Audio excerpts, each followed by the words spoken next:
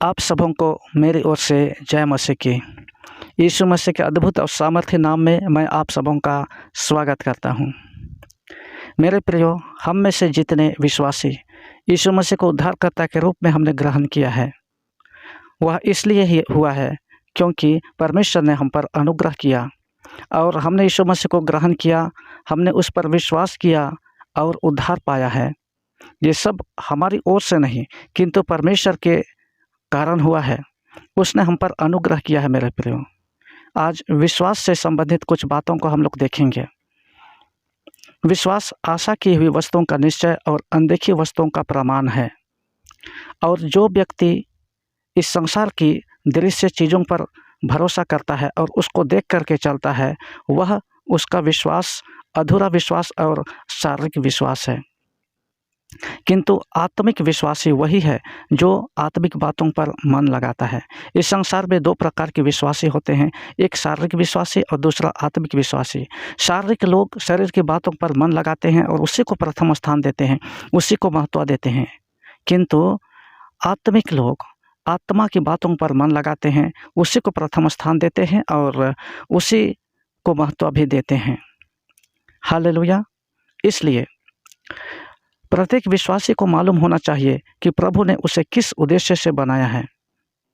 यदि आप विश्वास में हैं, आपने उद्धार पाकर बपतिस्मा लिया है और आप यीशु मसीह के रास्ते पर चल रहे हैं, तो आपको प्रभु को प्रथम स्थान देना चाहिए और उसी को प्रथम स्थान देकर आपको प्रभु को प्रथम स्थान देना है और उसी को महत्व देना है।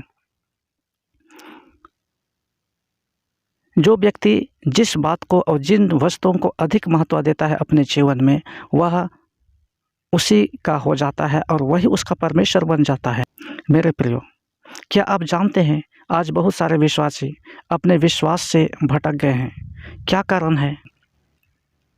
परमेश्वर का वचन बोलता है, पौलुस ने लिखा है 2 कोरिन्थी 5:16 में, अतः अब हम किसी को शरीर के अनुसार ना समझेंगे। यद्यपि कि हमने मसीह को भी शरीर के अनुसार जाना था, परंतु अब से उसको हम शरीर के अनुसार नहीं जानेंगे। हालेलुया। फिलिप्पी 3 में भी हम देखते हैं, पौलुस ने कहा है, हम शरीर पर भरोसा नहीं रखते क्योंकि हम शारीरिक दशा में तब थे जब हम यीशु मसीह को नहीं जानते थे। किंतु जब हमने यीशु मसीह को जाना, विश्वास किया, उद्धार पाया और बपतिस्मा लिया, हमको नया जन्म मिल गया और हम आत्मिक बन गए। जब हम आत्मिक बन गए तो परमेश्वर का आत्मा हम में वास किया और इसलिए परमेश्वर का आत्मा को रिसीव करने के कारण ही हम आत्मिक बन गए। और आत्मिक व्यक्ति आत्मिक बातों को महत्व देता है, आत्मिक बातों की ओर आगे बढ़ता है, उसी पर मन लगाता है, उसी के विषय में बातें करता है और उसी की सुनता है। मेरे प्रियो, और इसलिए वह प्रभु को प्रथम स्थान देता है। किंतु शारीरिक व्यक्ति वह शरीर की बातों पर मन लगाता है, शरीर की चीज़ों और संसार की चीज़ों को महत्व देता है और उसी के अनुसार बढ़ते जाता है। मेरे प्रियो, आज कई एक विश्वासियों को हम देख सकते हैं जो विश्वास में होने के बावजूद भी वे शारीरिक और सांसारिक वस्तुओं को महत्व देते हैं और उसी के लिए जीते हैं। हम सबों को ये जानने की आवश्यकता है मेरे प्रियो, जब तक आप विश्वास में होने के बावजूद भी सांसारिक चीज़ों को महत्व देते रहिएगा, आप खतरे में नहीं हैं। किंतु आपने यीशु मसीह को ग्रहण किया और निरंतर आप आत्मिक रास्ते में आगे बढ़ रहे हैं। आप प्रतिदिन परमेश्वर की इच्छा को जान करके उसे प्रसन्न कर रहे हैं और परमेश्वर की इच्छा में प्रतिदिन बढ़ रहे हैं। आप शैतान के निशाने पर हैं। पहला पतरस 5 उसका 8 में लिखा है, इसलिए सचेत रहो क्योंकि तुम्हारा विरोधी शैतान गरजने वाले सिंह के समान इस खोज में रहता है कि किस किस को फाड़ खाए। वो किसकी खोज में रहता है? शैतान एक लापरवाह विश्वासी की खोज में नहीं रहता है। मेरे प्रियो, एक आलस से भरा हुआ जीवन जीने वाला विश्वासी जिसका प्रार्थना रहित जीवन है, वचन रहित जीवन है, उसकी खोज में नहीं रहता है, किंतु वह उसकी खोज में रहता है जो प्रभु की इच्छा पर चलता है, प्रभु के लिए समर्पित है। और इसलिए मैं आप सबों को बता देना चाहता हूँ, जैसे जैसे आप आत्मा में आगे बढ़ते चले जाते हैं, संसार पीछे छूटता चला जाएगा। प्रभु के आत्मा से परिपूर्ण होकर के परफेक्ट होते चले जाइएगा, किंतु आप शैतान के निशाने पर होंगे और प्रतिदिन शैतान इस खोज में रहेगा कि किस तरह वो आपको फाड़ खाए और आपके आत्मिक जीवन को नष्ट करे।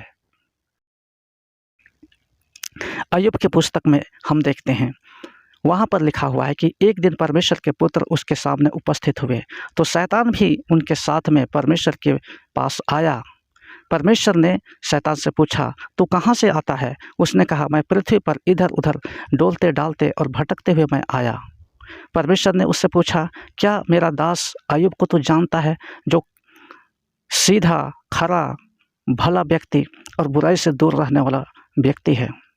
शैतान ने उससे कहा, हाँ मैं जानता हूँ। क्या अय्यूब बिना लाभ के तेरा भय मानता है? तूने तो उसके घर के चारों ओर और उसकी संपत्ति और जो कुछ भी उसका है उसके चारों ओर बाड़ा लगा करके रखा है, किंतु यदि उस बाड़ा को तो हटा दे और उससे छू, तब वह तेरे मुंह पर निंदा करेगा। मेरे प्रियो, क्या आपको समझ में आया यह पद क्या बोलता है? शैतान बिना उद्देश्य के परमेश्वर के पास नहीं आया था, क्योंकि शैतान वो बहुत धीरज के साथ वो काम करता है, बहुत ही योजनाबद्ध तरीके से वो काम करता है। वो अच्छी तरह वो जानता है एक आत्मा को भटकाने के लिए और परमेश्वर के विरोध में कार्य करने के लिए वो बहुत मेहनती है मेरे प्रियो।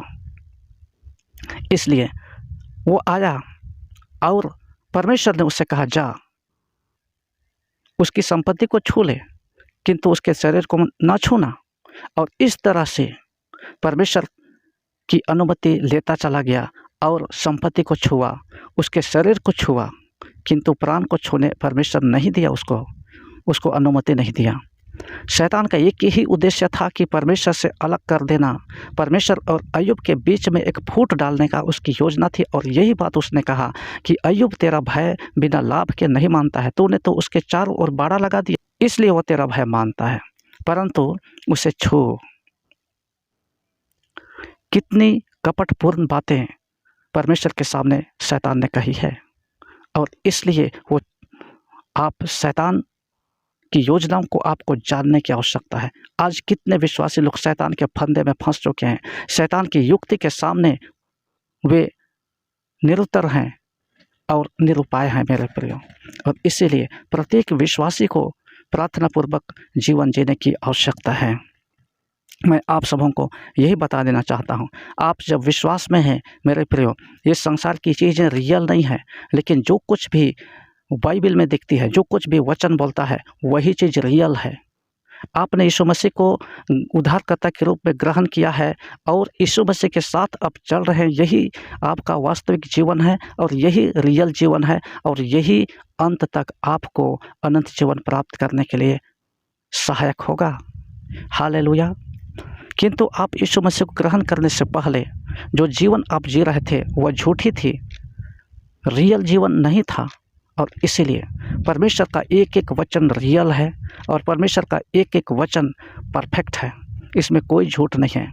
और इसमें परमेश्वर का वचन को कोई भी व्यक्ति आंख मूंद करके विश्वास कर सकता है। हालेलुया। मैंने भी परमेश्वर के वचन पर विश्वास करके मैंने कोई धोखा नहीं खाया मेरे प्रियो, और इसीलिए मैं आज इस वीडियो में मैं बोलने के योग्य हुआ, क्योंकि मैंने यीशु मसीह को ग्रहण किया है। लेकिन मैं अंत में आप सबों को यही बतला देना चाहता हूँ मेरे प्रियो, यदि आप विश्वास में हैं तो आप परमेश्वर की ओर ताकिए और इस संसार की चीज़ों पर मन मत लगाइए, इस संसार की चीज़ों पर मन ना लगाइए। शरीर की अभिलाषा, आँखों की अभिलाषा और जीविका का घमंड, ये सब कुछ पाप है। ये सब कुछ आपको कुछ नहीं दे सकती हैं। कई एक बहनों को, कई एक भाइयों को मैंने परमेश्वर का इनकार करते हुए मैंने देखा भी है और सुना भी है, और वे लोग आज जिन चीज़ों को प्राप्त करने के लिए परमेश्वर की बातों को उन्होंने इनकार कर दिया, आज तक उन चीज़ों को उन्होंने प्राप्त नहीं किया है मेरे प्रियो। हालेलुया। इसलिए परमेश्वर का वचन बोलता है, पहले परमेश्वर के राज और धर्म की खोज करो तो तुम्हें सब वस्तुएं मिल जाएंगी, क्योंकि सब कुछ परमेश्वर का है, और जब तक परमेश्वर आपको देगा नहीं, आप कुछ नहीं पा सकते हैं। आप अपनी बुद्धि, अपनी इच्छा, अपनी समझ और अपनी क्षमता के द्वारा आप कुछ प्राप्त कर लें, ये हो सकता है कुछ देर के लिए, लेकिन उसमें कोई आशीष नहीं रहेगी, सफलता भी नहीं होगी। हालेलुया। लेकिन जो परमेश्वर से आप मांगना चाहेंगे, परमेश्वर पर भरोसा करके जो कुछ भी आप प्राप्त कीजिएगा वही अनंत है।